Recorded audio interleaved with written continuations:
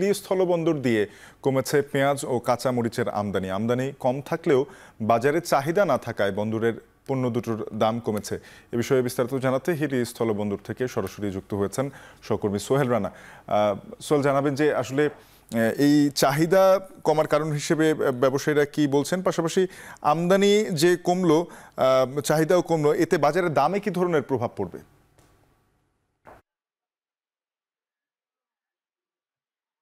শাফিন, আমি আপনাকে একটু জানিয়ে রাখি যে বেশ কয়েকদিন ধরেই কিন্তু দেশের বাজারে পেঁয়াজ এবং যে কাঁচা মরিচের দাম সেটি কিন্তু একটা অস্থিরতা বিরাজ করছিল এবং সেই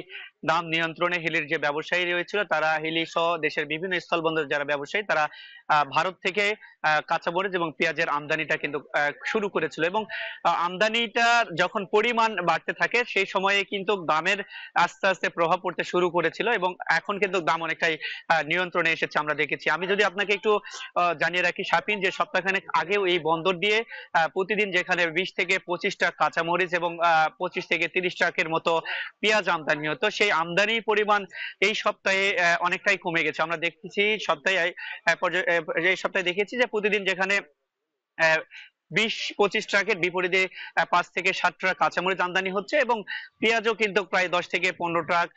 কোনোদিন 18 ট্রাকের মতো কিন্তু আমদানি হচ্ছে এবং আজকে এখন পর্যন্ত এই বন্দর দিয়ে পেঁয়াজ 20 ট্রাক আমদানি হয়েছে এবং কাঁচামরিচ প্রায় 5 ট্রাকের মতন আমদানি হয়েছে।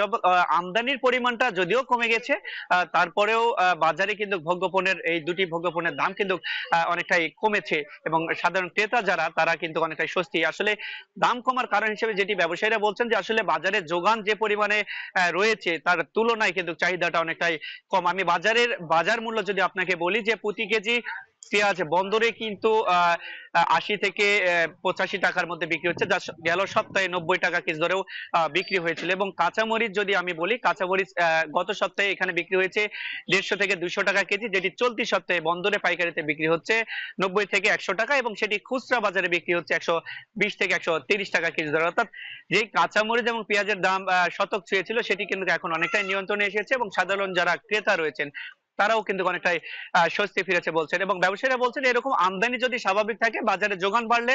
দাম, চাহিদা না থাকলে দামটি কিন্তু এরকম কমই থাকবে বলে তারা আমাকে জানিয়েছে। তো সব মিলিয়ে বলা চলে শাফিন, আমদানি কম থাকলেও চাহিদা কম থাকবার কারণেই কিন্তু এই দামে প্রভাব পড়েছে। তো এই ছিল আমার কাছে হিলি স্থলবন্দর থেকে আমদানি রপ্তানি নিয়ে সর্বশেষ পরিস্থিতি শাফিন। সোহেল, আপনাকে